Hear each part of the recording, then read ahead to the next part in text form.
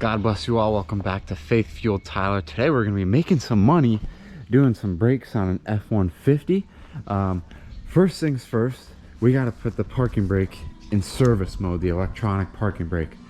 But this is a friend of mine who said he needed brakes, and he got a quote from the dealership for almost, I think it was around $800 just for the rear brakes, which is kind of crazy because we're doing it for less than a third of that. So let's get into it. So to put this thing in service mode, this thing's pretty nice. You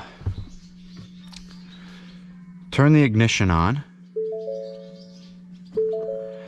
accelerator pedal in, parking brake switch down, turn this off, keep holding, back on.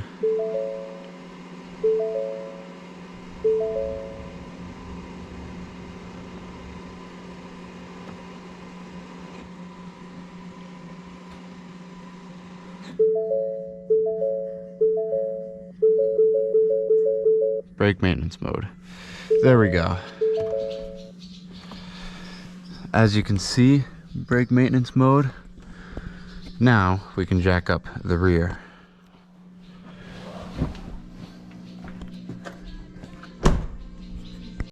And my friend Steve, who I'm doing this for, so kindly let me do it in his concrete floor garage. So thank you, Steve.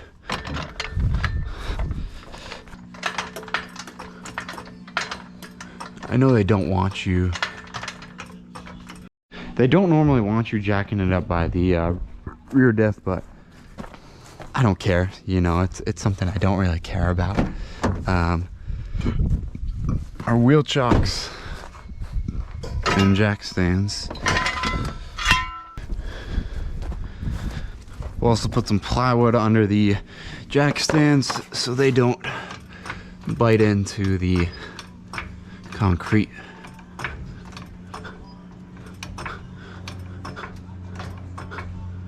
Leaf spring. We're up in the air. Let's start with this side. I made the mistake of not breaking the lug nuts loose before taking them off, but see if the DeWalt service good. Oh yeah.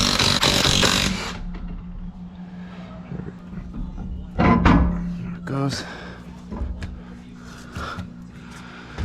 I would put it under the truck, but I've already got jack stands and the jack under it. Here we are. Whoever he took it to last did a good job. They put anti-seize on the back rim there. That saved us some headache. These brakes are surprisingly low for 22,000 miles, but let's get this caliper off.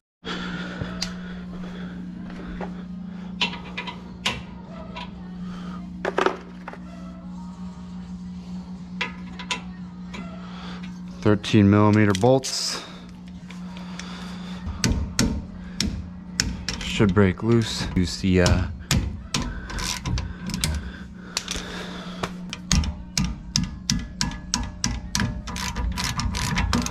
it goes.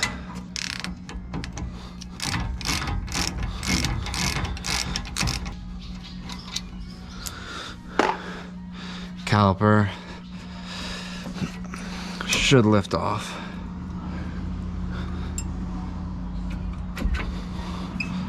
Just like that. And it's a hard line attached, so you don't have much movement. But as long as it doesn't fall over, that's good. These bolts are usually pretty tight, but see if we can get them off. Sometimes I'll have to use the jack handle, but there it goes. Take it. There it goes. These we will be putting Loctite on. Our rotor's about to fall off over here.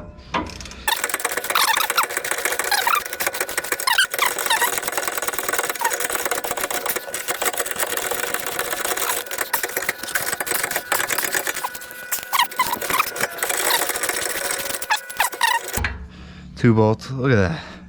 Red Loctite. Look at this pad. This pad is done. This pad is done.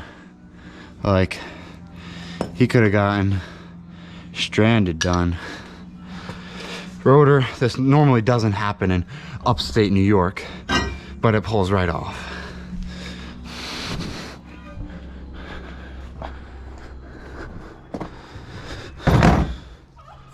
Now this is from Rock Auto. I know I might get some hate for that, but they have really good brake parts in my opinion, depending on the brand. I like Power Stop and Dynamic Friction. Both are good brands. Before I dive into putting them back on, I like to double check. Yep. And you know how we do it here. Clean this rotor off first. Now that I've got this wire wheeled, just gonna throw a little bit of anti-seize on the back to make it easier for the next person. And these, make sure your slide pins are sliding good. I'll still re-grease them just because I could use them. Grease up the insides here to ensure maximum lubrication. Clean that front side off.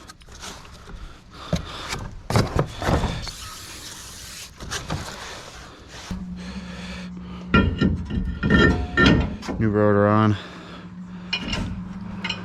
I'll run a lug down it. I'm not gonna go crazy. Just enough to get it on the contact threads. These are threaded in.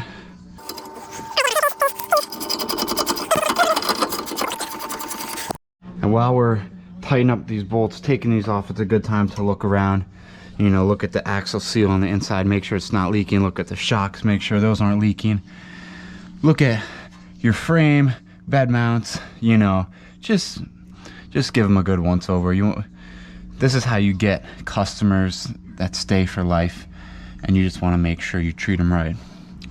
Filler neck looks good, you know, it's the little things that make the differences, and I'm sure you guys know that. The torque spec on the rear brake caliper bracket bolt is 180 foot-pounds, which my Harbor Freight torque wrench doesn't even go to. And quick PSA, point of information, torque your bolts down. That's the torque. Keep going. There's your torque. Same with this. Bench press. Just gotta finesse them a little.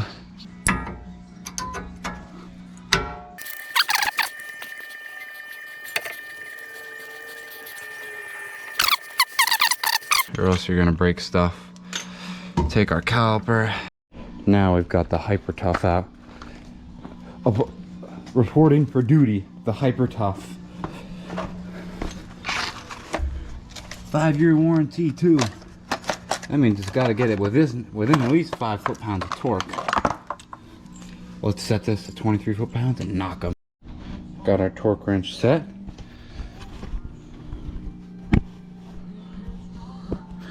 Using the icon sockets. I really rep any brand that's on sale, if you guys couldn't tell.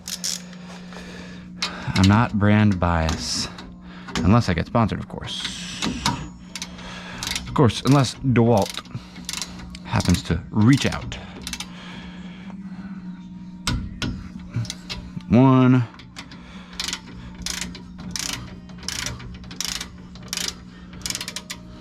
Get our groove pliers. Set these.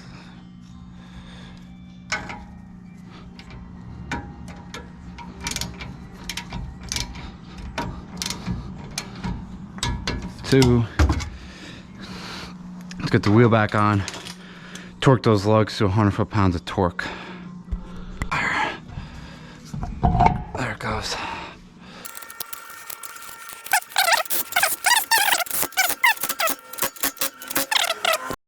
Now this next side, you guys already know how the process goes. So in 3, 2, 1, just like that, it's done. I'll torque both wheels up and we'll be good to go. I appreciate you guys watching. For parts, we had $150 in parts. Labor, we charged $150. So we made $150 in profit, which is pretty good for the amount of time it took us, because brakes are pretty easy. And I hope this video bless you all. Jesus loves you. I hope you guys know that. And have a great rest of your day. If this helped you install brakes, great. If you clicked off immediately, that's fine. And if you're just here to have a good time and watch someone that loves you, that's great. God bless you all. Have a great rest of your day. Before you guys ridicule me in the comments, I know I forgot to put those little clips back on, and I'm gonna do that right now. Don't you worry. I'm definitely not gonna tell you that and not do it. No, I'm just kidding. Taking the wheel off right now with the impact, putting those clips back in.